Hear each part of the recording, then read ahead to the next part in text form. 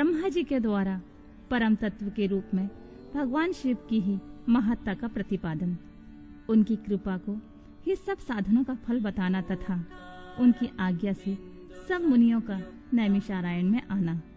ब्रह्मा जी ने कहा, मुनियों, जिन्हें ना पाकर मन सहित वाणी लौट आती है, जिनके आनंदमय स्वरूप का अनुभव करने वाला पुरुष कभी किसी से नहीं डरता, जिसमें संपूर्ण भूतों एवं इंद्रियों के साथ ब्रह्मा, विष्णु, रुद्र और इंद्र पूर्वक यह समस्त जगत पहले प्रकट होता है, जो कारणों से भी सृष्टा और विचारक परम कारण है, जिनके सिवा और किसी से भी कभी भी जगत की उत्पत्ति नहीं होती, संपूर्ण ऐश्वर्यों से संपन्न होने के कारण, जो स्वयं ही सर्वेश्वर नाम धारण करते हैं, सब मुमुक्षु जिन शंभु का अपने हृदय आकाश के भीतर ध्यान करते हैं, जिन्होंने सबसे पहले मुझे ही अपने पुत्र के रूप में उत्पन्न किया और मुझे ही संपूर्ण वेदों का ज्ञान दिया, जिनकी कृपा प्रसाद से मैंने यह प्रजापति का पद प्राप्त किया, जो ईश्वर अकेले ही वृक्ष की भांति निश्चल भाव से प्रकाशमान आकाश में विराजमान है, जिन परम पुरुष परमात्मा से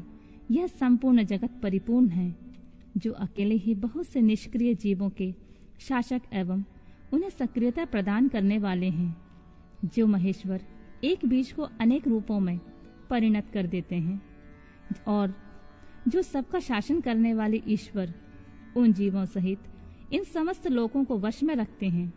सब रूपों में जो एकमात्र भगवान रुद्र ही हैं, दूसरा कोई नहीं है, जो सदा ही मनुष्यों के हृदय में भली भांति प्रविष्ट होकर स्थित हैं, जो स्वयं संपूर्ण विश्व को देखते हुए भी दूसरों से कदापित लक्षित नहीं होते हैं और सदा समस्त जगत के अधिष्ठाता है, जो अनंत शक्तिशाली एकमात्र भगवान रुद्र काल से युक्त समस्त कारणों पर भी शासन करते हैं, जिनके लिए ना दिन है ना रात्रि है, जिनके समान भी कोई नहीं है, फिर अधिक तो हो ही कैसे सकता है, जिनका ज्ञान, बल, बुद्धि, क्रिया रूपा पराशक्ति स्वाभाविक एवं नित्य है, जो इस क्षर विनाशशील अव्यक्त प्रकृति पर तथा अमृत स्वरूप अक्षर अविनाशी जीवात्मा पर शासन करते हैं। उनका निरंतर ध्यान करने से, मन को उनमें लगाए रहने से तथा उन्हीं के तत्व की भावना करते हुए उनमें तन्मय रहने से जीव अंत में उन्हीं को प्राप्त हो जाता है। फिर तो सारी माया अपने आप दूर हो जाती है। उनके पास ना तो बिजली प्रकाश करती है, न सूर्य और चंद्रमा अपनी प्रभा फैलाते हैं, अपितु उन्हीं के प्रकाश से संपूर्ण जगत प्रकाशित होता है। ऐसा सनातन श्रुति का कथन है। एकमात्र महादेव महेश्वर को ही अपना आराध्य देव जानना चाहिए। उनसे श्रेष्ठ कोई दूसरा पद उपलब्ध नहीं होता। ये स्वयं सभी सबके आदि हैं, किंतु इनका न आदि है न अंत है। ये स्वभाव से ही निर्मल, स्वतंत्र, परिपूर्ण, स्वेच्छाधीन तथा चराचर रूप है। इनका शरीर अप्राकृतिक, दिव्य है। ये श्रीमान महेश्वर लक्ष्य और लक्षण से रहित हैं। ये नित्य मुक्त होकर सबको बंधन से मुक्त करने वाले हैं। काल की सीमा से परे रहकर काल को प्रेरित करने वाले हैं। ये सबके ऊपर निवास करते हैं, स्वयं ही सबके आवास स्थान है, सर्वज्ञ हैं तथा 6 प्रकार के मार्ग से युक्त इस संपूर्ण जगत के पालक हैं। उत्तरोत्तर उत्कृष्ट भूतों से परम उत्कृष्ट हैं। उनसे बढ़कर दूसरा कोई नहीं है। अत्यंत आनंद राशि रूपी मकरंद का पान करने वाले मधुव्रत हैं। अखंड ब्रह्मांडों को मसलकर मृत्यु पिंड के समान कर देने की कला में पंडित हैं। उदारता, वीरता, गंभीरता तथा मधुरता के महासागर हैं। इनके समान कोई भी वस्तु नहीं है, फिर इनसे बढ़कर तो हो ही कैसे सकती है। ये उमा सहित हैं, समस्त प्राणियों के राजाधिराज के रूप में विराजमान हैं। ये ही सृष्टि के प्रारंभ में अपने अद्भुत क्रियाकलाप द्वारा इस संपूर्ण जगत की सृष्टि करते हैं और अंत काल में यह फिर इन्हीं में लीन हो जाएगा। सब प्राणी इन्हीं के वश में हैं। यही सबको विभिन्न कार्यों में नियुक्त करने वाले हैं। पराभक्ति से इनका दर्शन होता है, अन्य किसी प्रकार से कभी नहीं। व्रत, संपूर्ण दान, तपस्या और नियम, इन सब साधनों को पूर्व काल में सत्पुरुषों ने भाव शुद्धि तथा अनुराग की उत्पत्ति के लिए ही बताया था। इसमें संशय नहीं है। मैं भगवान विष्णु, रुद्रदेव तथा दूसरे देवता एवं असुर आज भी उग्र तपस्याओं के द्वारा उनके दर्शन करने की इच्छा रखते हैं। धर्मभ्रष्ट, मूढ़, दुष्ट और घृणित आचार विचार वाले लोगों को उनके दर्शन होना असंभव है। भक्तजन भीतर और बाहर भी उन्हीं का पूजन और ध्यान करते हैं। यह रूप 3 प्रकार का है, स्थूल, सूक्ष्म और इन दोनों से परे। हम सब देवता आदि जिस रूप को प्रत्यक्ष देखते हैं वह स्थूल है। सूक्ष्म रूप का दर्शन केवल योगियों को होता है और उनसे भी परे जो नित्य ज्ञान स्वरूप आनंदमय और अविनाशी भगवत स्वरूप हैं, वह उनमें निष्ठा रखने वाले भजन पारायण भक्तों को ही दृष्टि में आता है। भगवत व्रत का आश्रय लेने वाले भक्त ही उसको देख पाते हैं। इस विषय में अधिक कहने से क्या लाभ है। गुहा से वे गुहातर एवं उत्कृष्ट साधन है। भगवान शिव के प्रति भक्ति जो उस भक्ति से युक्त है वह संसार बंधन से मुक्त हो जाता है, इसमें संदेह नहीं है। वह भक्ति भगवान शिव की कृपा से ही उपलब्ध होती है और उनकी कृपा से ही भक्ति ही संभव होती है। इस प्रकार ये दोनों एक दूसरे के आश्रित हैं। ठीक वैसे ही जैसे अंकुर से बीज और बीज से अंकुर होता है। जीव को भगवत कृपा से ही सर्वत्र सिद्धियां प्राप्त होती हैं। संपूर्ण साधनों से अंत में भगवान की कृपा ही साध्य है। अंतःकरण की शुद्धि या प्रसाद का साधन है। धर्म और उस धर्म के स्वरूप का प्रतिपादन वेद ने किया है। वेदों के अभ्यास से पहले के पुण्य और पापों में समता आती है। उस समता से प्रसाद, प्रसन्नता या अंतः शुद्धि का संपर्क प्राप्त होता है और उससे धर्म की वृद्धि होती है। धर्म की वृद्धि से पशु पापों का क्षय होता है।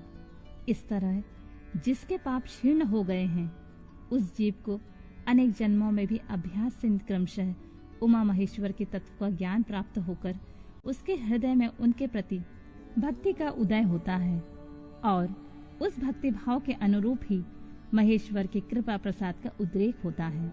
उस प्रसाद से कर्मों का त्याग होता है। कर्मों के त्याग का अभिप्राय उनके फलों के त्याग से है, कर्मों के स्वरूपतः त्याग से नहीं। अतः यह सिद्ध हुआ है कि कर्म फलों के त्याग से शिव धर्म में मंगलमय प्रवृत्ति होती है। इसलिए शिव का कृपा प्रसाद प्राप्त करने के उद्देश्य से तुम सब लोग अपने स्त्री पुरुष और अग्नियों के साथ वाणी और मन के दोषों से रहित होकर एकमात्र भगवान शिव का ही ध्यान करते रहो। इन्हीं में निष्ठा रखकर उनके भजन में तत्पर हो जाओ। उन्हीं में मन लगाकर उनके आश्रित होकर रहो। सब कार्य करते हुए मन से उन्हीं का चिंतन किया करो। 1,000 दिव्य वर्षों के लिए दीर्घकालिक यज्ञ का आयोजन करके उसे पूर्ण करो। यज्ञ के अंत में मंत्र द्वारा आवाहन करने पर साक्षात वायु देवता वहां पधारेंगे। फिर वे ही तुम सब लोगों के कल्याण का साधक और उपाय बताएंगे।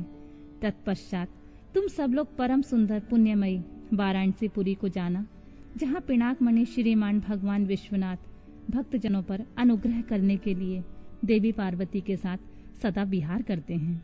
दुजोत्तमो, वहां तुम्हें बड़ा भारी आश्चर्य दिखाई देगा। इन आश्चर्य को देखकर फिर तुम मेरे पास आना, तब मैं तुम्हें मोक्ष का उपाय बताऊंगा। इस उपाय से एक ही जन्म में मुक्ति तुम्हारे हाथ में आ जाएगी, जो अनेक जन्म से संसार बंधन से छुटकारा दिलाने वाली होगी। यह मैंने मनोमय चक्र का निर्माण किया है। इस चक्र को मैं यहाँ से छोड़ता हूँ, जहाँ जाकर इसकी नैमी विशीर्ण हो जाए, टूट फूट जाए, वही तपस्या के लिए शुभ देश है। ऐसा कहकर पितामह ब्रह्मा ने उस सूर्य तुल्य तेजस्वी मनोमय चक्र की ओर देखा और महादेव जी को प्रणाम करके उसे छोड़ दिया। वे सब ब्राह्मण उस लोकनाथ ब्रह्मा जी को प्रणाम करके उस स्थान के लिए चल दिए जहाँ उस चक्र की नेमी जीर्ण शीर्ण होने वाली थी। ब्रह्मा जी का फेंका हुआ वह सुंदर चक्र मनोहर शिलाखंडों से युक्त और निर्मल एवं स्वादिष्ट जल से पूर्ण किसी वन में गिरा, जहाँ चक्र की नेमी के शीर्ण होने से वह मुनि पूजित वन नैमिष नाम से विख्यात हुआ। अनेक यक्ष, गंधर्व और विद्याधर यहाँ आकर रहने लगे। पूर्व काल में जगत की सृष्टि करने की इच्छा रखने वाले विश्वदृष्टा एवं गार्हपत्य अग्नि के उपासक ब्रह्माज्ञ प्रजापतियों ने वही दिव्य यज्ञ का आरंभ किया था। वहीं शब्द शास्त्र, अर्थशास्त्र तथा न्याय शास्त्र के ज्ञाता विद्वान महर्षियों ने शक्ति ज्ञान और क्रिया योग के द्वारा शास्त्रीय विधि का अनुष्ठान किया था, उसी स्थान पर वेद वेदता विद्वान सदावाद और जल्प के बल से युक्त वचनों द्वारा अतिवाद करने वाले वेद बहिष्कृत नास्तिकों को पराहत या पराजित करते थे। तभी से नैमिषारण्य ऋषियों की तपस्या की योग स्थान बन गया। इस स्फटिक मणिमय पर्वत की शिलाओं से झरते हुए अमृत के समान मधुर एवं स्वच्छ जल के कारण वह वन बड़ा ही रमणीय प्रतीत होता है। वहाँ प्रातः अत्यंत रसीले फल देने वाले वृक्ष हैं तथा उस वन में हिंसक जीव जंतुओं का अभाव है।